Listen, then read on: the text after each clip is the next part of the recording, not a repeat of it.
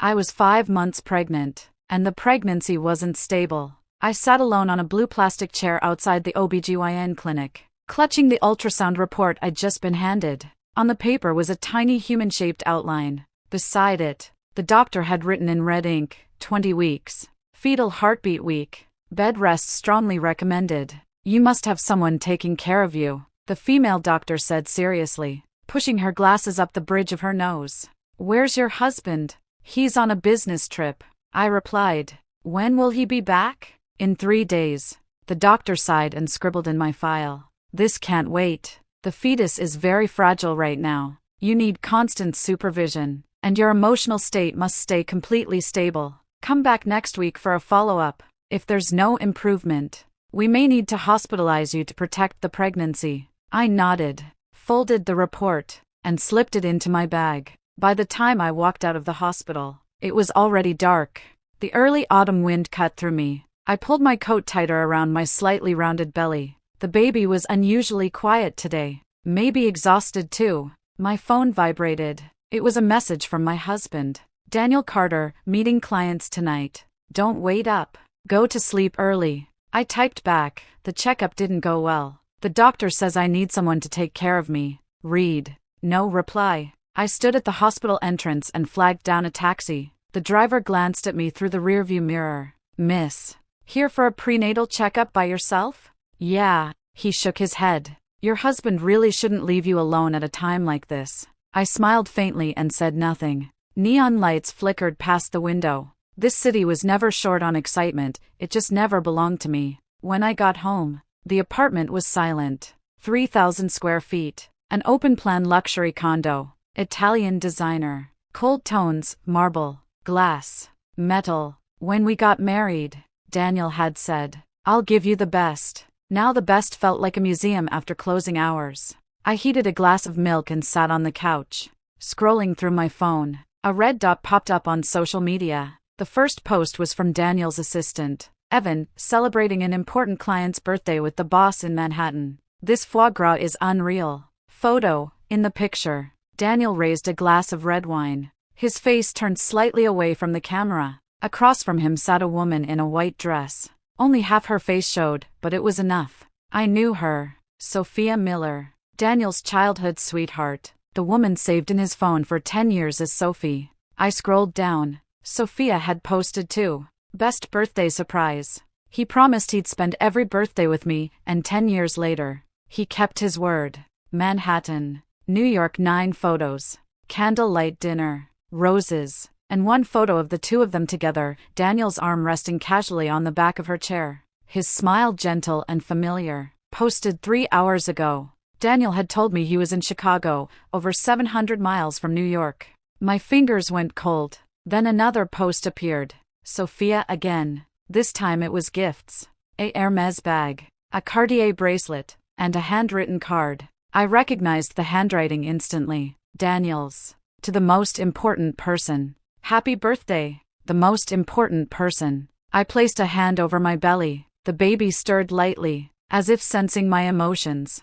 The most important person. So what was I? What was this woman carrying his child? I called Daniel. No answer. Second call, declined. Third call, phone powered off. Tears fell onto the screen, blurring the smiling photo of them together. I wiped my eyes and stared again. Sophia's smile. Daniel's eyes. Roses. Candlelight. Perfect. Like a movie. And I was alone in a cold living room, holding on to the doctor's warning, keep your emotions stable, while carrying a baby that might not survive. My phone buzzed. Daniel, in a meeting. What is it? My hands were shaking as I typed. Where are you? Chicago. Take a photo of your hotel room right now. Are you crazy? Send it. Silence. 5 minutes later, a photo arrived. A standard business hotel room. Desk.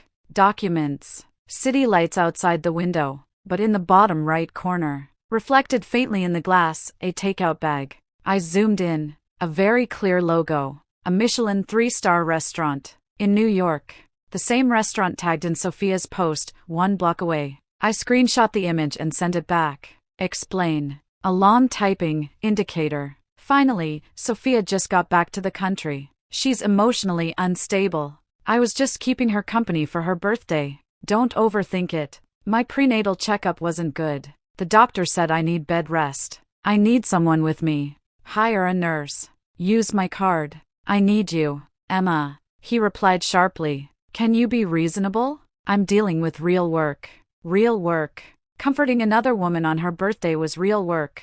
His pregnant wife wasn't. I stared at the screen. I wasn't crying anymore. Something inside me had gone cold. Solid. Irreversible. I typed slowly, Daniel, if you don't come back tonight, I'll do something you'll regret for the rest of your life. Sent. Read. 3 seconds later, his call came through. Are you threatening me? His voice was low, tight with anger. I mean what I say. Emma, are you out of your mind? All this over me spending a birthday with Sophia? She just went through a breakup. I was being a friend. Is that such a crime? Friends write to the most important person on birthday cards? I said, calm but piercing. He went silent. Daniel. I continued, my voice steady. I'm 5 months pregnant. The doctor says the baby may not survive. I need you. Now. Tonight. Come home. I have a flight early tomorrow morning, tonight. If you don't come, I'll go to the hospital and terminate the pregnancy. He drew a sharp breath. You wouldn't dare. Try me. Click. He hung up. I sat in the dark, counting minutes. 10 minutes later, my phone pinged, a flight update. Daniel had changed his ticket. Last flight from New York to our city. Arrival, 3 a.m. I had one, but I couldn't feel happy. Not at all. At 3:30 a.m. The door opened. Daniel stormed in, dragging his suitcase. Voice booming in the silent apartment like thunder. Happy now? He spat from the foyer. I see. I cancelled tomorrow's meeting with Morgan Stanley. Paid $5,000 to rebook. Arrived at 3 a.m. Are you satisfied, Emma? I turned on the lights. He squinted at me, almost amused. I don't need you to cancel work, I said softly. I just need you here. Need me? He sneered. You mean to control me? With a child? With tears?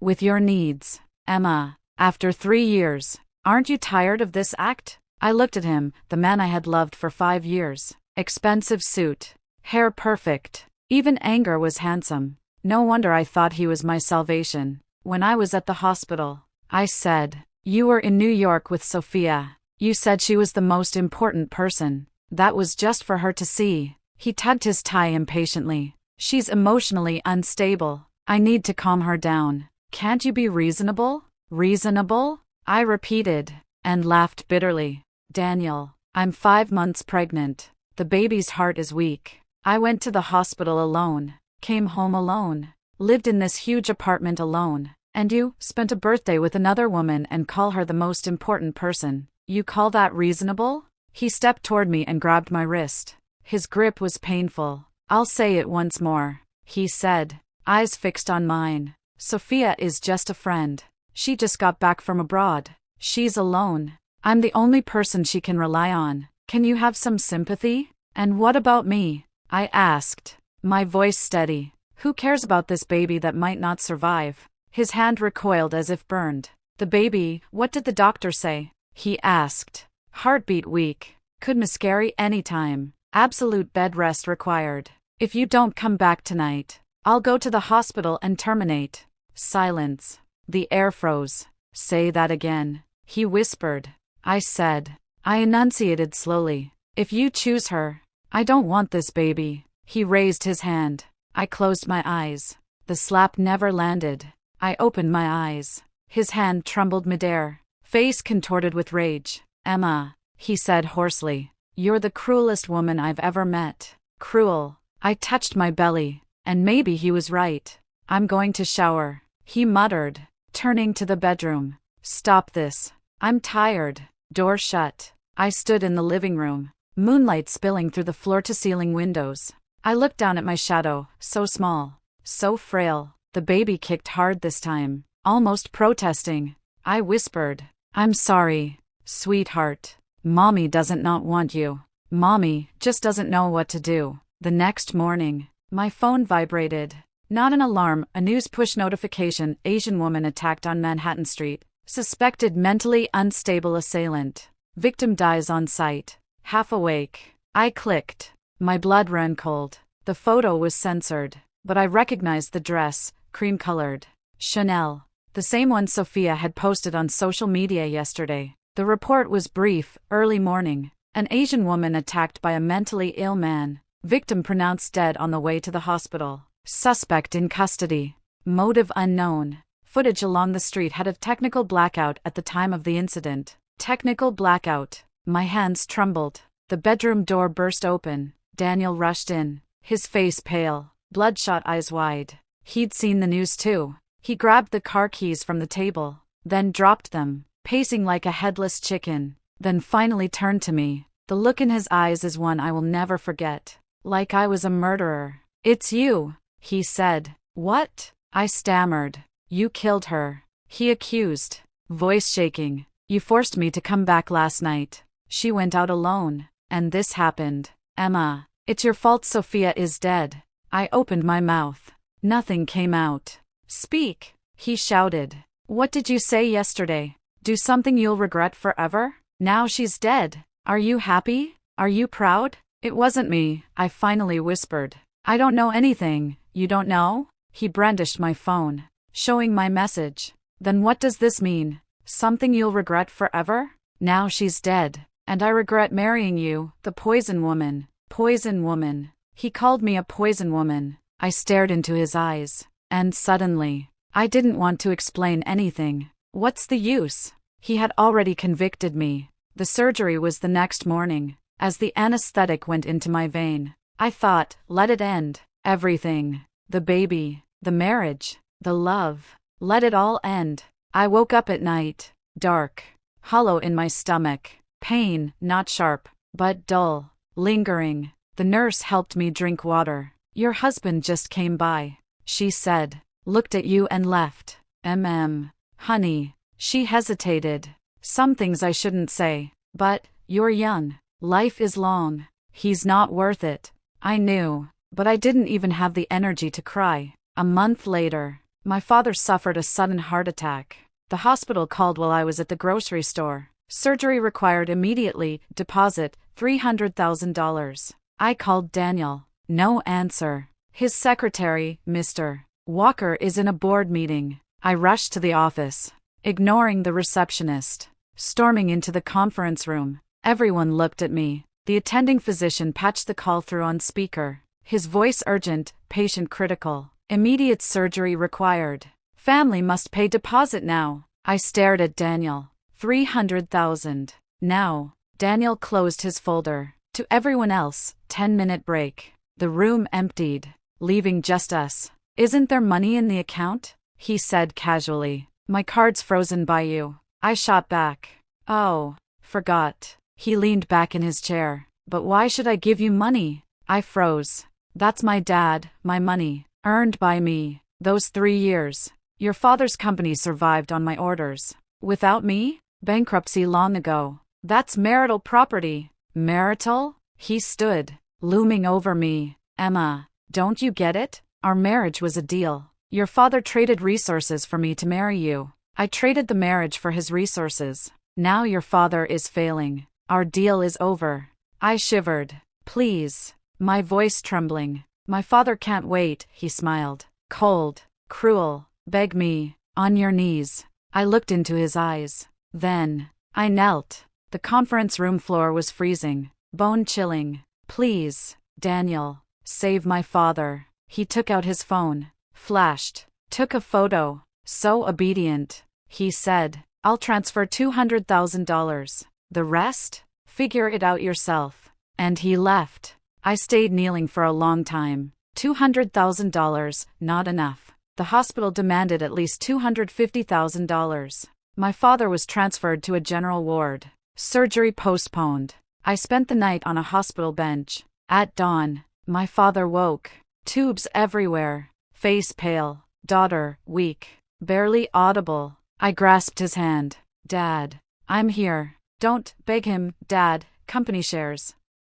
"I left a backup," he coughed, breath ragged. "With my lawyer, remember, trust agreement, he can't touch it." I froze. "Also, the prenuptial," he wheezed. Nurses helped him breathe. And he continued. I found loopholes. He tricked you into signing. Doesn't count. His hand gripped mine tightly. Stay aware. He wants you to seem broken, so he fears you losing control. You need him to think you're useless. Then, coughing violently, he gasped. Dad. Stop. Rest. No. I must speak, eyes tearful. I'm sorry. I shouldn't have forced you to marry him. Thought it was for your good. I know. Dad. I know. Take care. Be strong. Voice fading. He passed out again. I sat by his bed, holding his hand. Tears fell silently. I wiped them, then took my phone. Sent Daniel a message. I'm sorry. My fault. I'll behave. Won't make a scene again. Instant reply. Good. I smiled. Daniel, you think I surrendered. You think my kneeling means I'll never rise. You're wrong. The woman who loved you is dead. The one left alive? The one who will make you kneel and pay. I started acting. Signed Daniel's family responsibility agreement. Promising, prioritize family. Do not interfere with company affairs. No involvement in business. To the outside world, I played a depressed, helpless wife, dependent on her husband. Daniel brought me to social events. I lowered my head, served drinks, offered tissues. Everyone praised, such a virtuous wife. Privately, I contacted Mr. Williams, our lawyer. The trust agreement exists, he said. Your father entrusted 18% of the company shares to you, conditional on you proving mental stability and independent financial ability. How? I asked. 2 ways, court-issued psychological evaluation, or steady employment and income. The latter is easier. Get a job, show salary records, and the agreement activates. I studied finance at university, held securities licenses, but hadn't worked in 3 years. My license had expired. I borrowed the latest textbooks from the library, studied while caring for my father. Daniel occasionally came to the hospital, sneering when he saw me reading. What's the point of this? He mocked. You don't work. Just passing time, I said meekly. He didn't know, beneath the investment analysis book lay corporate law and family law. 2 months later, my father stabilized. I passed the securities exam. License reactivated.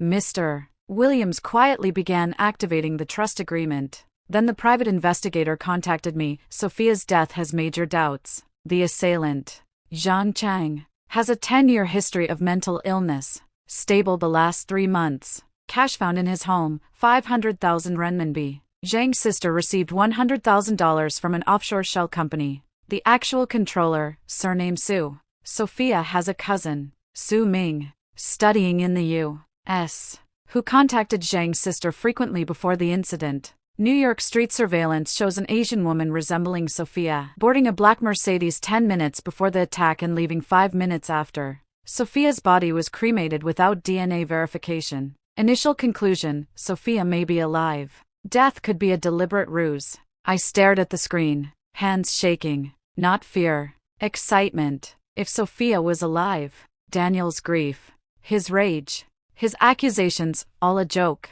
More importantly, who orchestrated this? Who benefited? The report continued. Daniel transferred $200,000 to Sophia's U.S.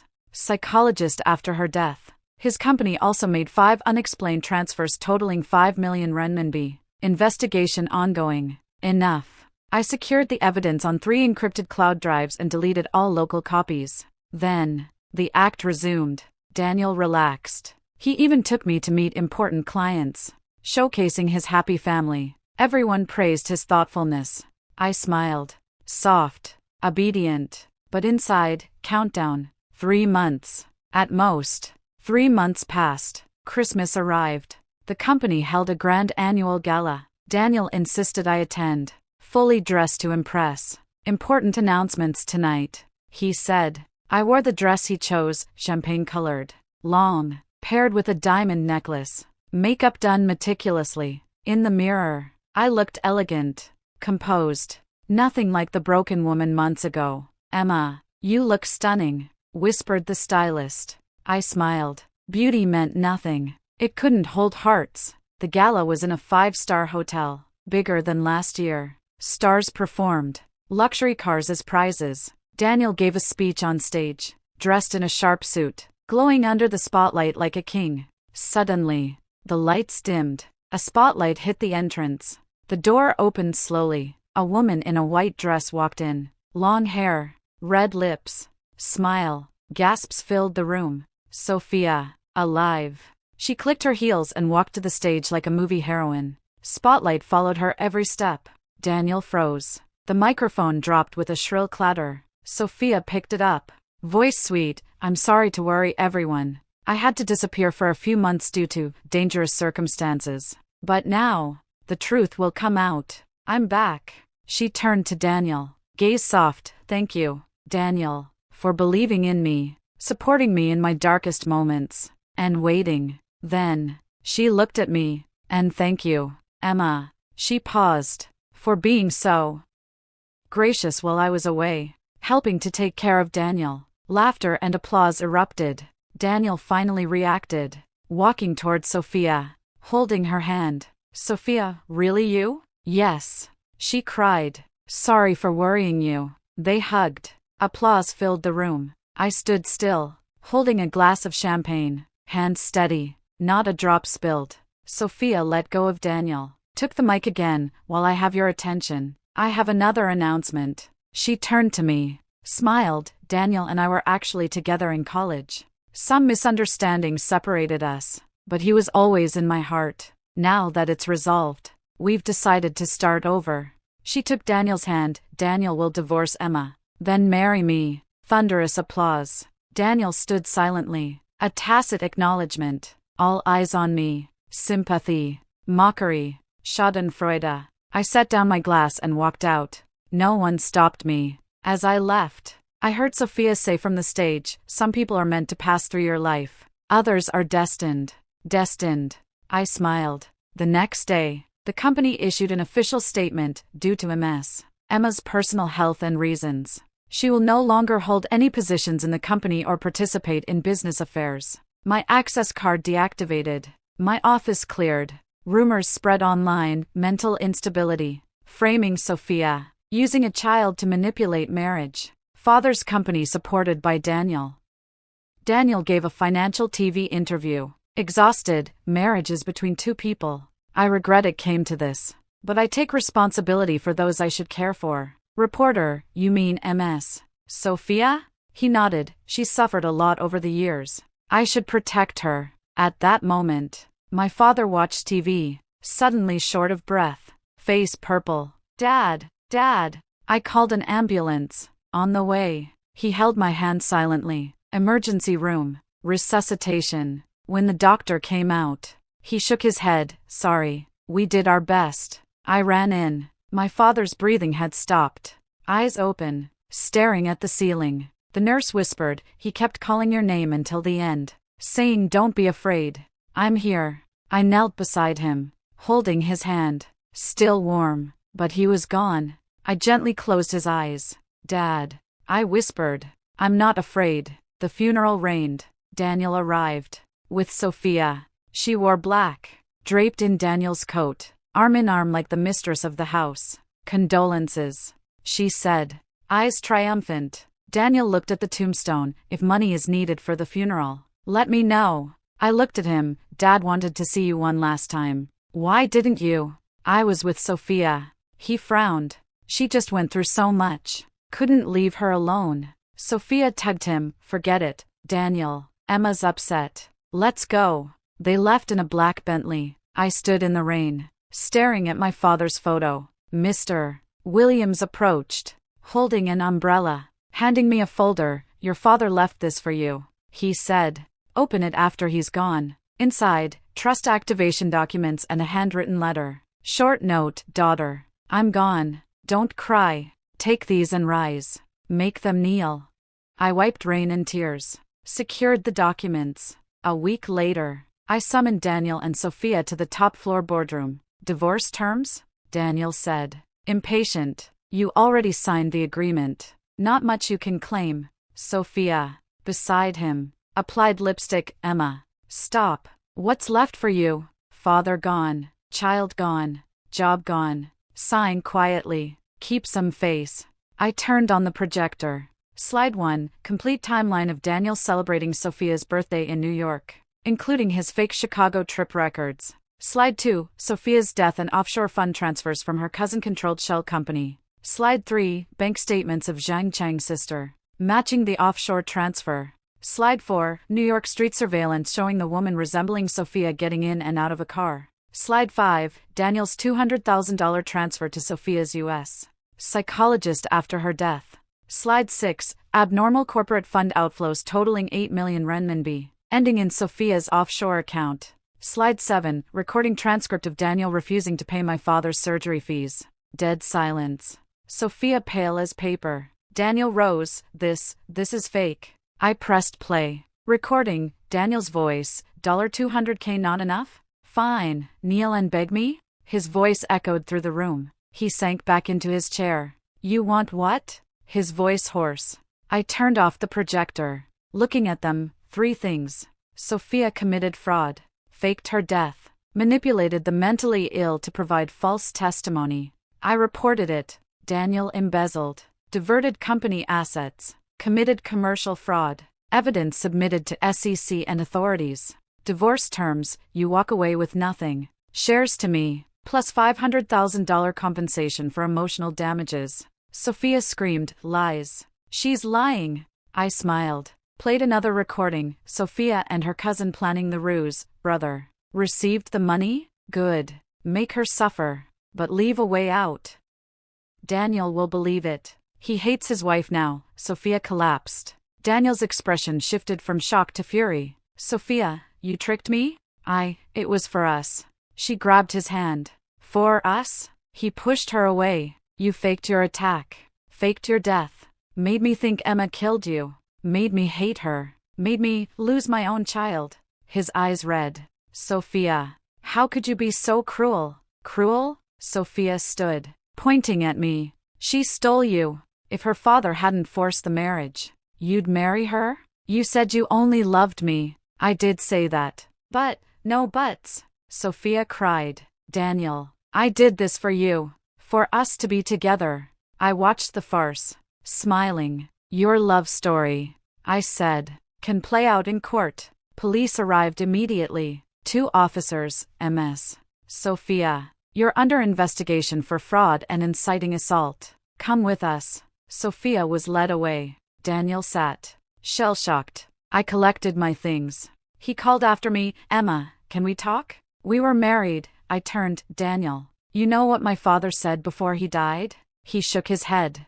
He said, don't cry. So I won't cry for you. I walked out. The following 3 months were turbulent. Sophia, in interrogation, confessed to faking her death to reduce her sentence. She revealed that Daniel had known and assisted her in fabricating evidence. He wanted to get rid of me without splitting assets, so he played along. Daniel tried to counter-accuse Sophia of extortion, claiming he was the victim. In court, their former true love became bitter enemies. The verdict was decisive. Sophia was sentenced to 8 years in prison for fraud, inciting assault, and fabricating evidence. Daniel received 5 years for embezzlement, commercial fraud, and falsifying evidence, plus hefty fines. Company shares plummeted. The board held an emergency meeting, removing Daniel from his chairman position. I held 18% of the shares, plus an additional 7% acquired from small shareholders, becoming the majority shareholder. The day I returned to the company, security didn't recognize me. Ma'am, you don't have an appointment. I showed my ID. Let me reintroduce myself. I'm Emma, the new chairwoman. The elevator took me straight to the top floor. I entered the chairman's office. The city spread beneath the floor-to-ceiling windows.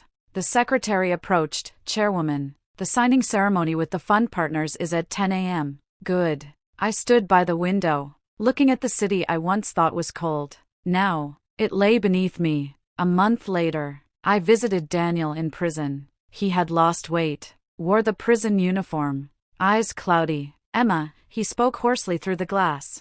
I was wrong. Please give me another chance. I picked up the receiver. Daniel, do you know what I do every day now? He shook his head. I wake at 7, run, have breakfast, go to the office, afternoon, meet clients, evenings, read and study, weekends, hiking or visiting art exhibitions. My life is full and peaceful. Emma. I don't hate you anymore. I interrupted. Hating someone is exhausting. I just forgot you. Tears streamed down his face. Sorry, I hung up and left. He pounded on the glass behind me, voice muffled. I didn't look back. Sunlight was bright outside.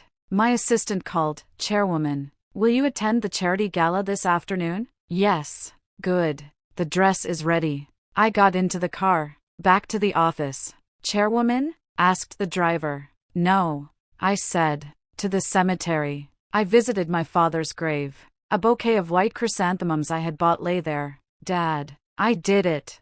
I said softly. They're kneeling now. The wind rustled leaves. Like his response. At the evening charity gala, I wore a black suit. Short hair. Crisp and professional. Reporters surrounded me. Chairwoman. From housewife to CEO. What's your greatest lesson? I thought. Then looked into the cameras. I used to think love was everything for a woman. Later, I realized that dignity is. Camera flashes lit the room. I smiled, looking into the distance.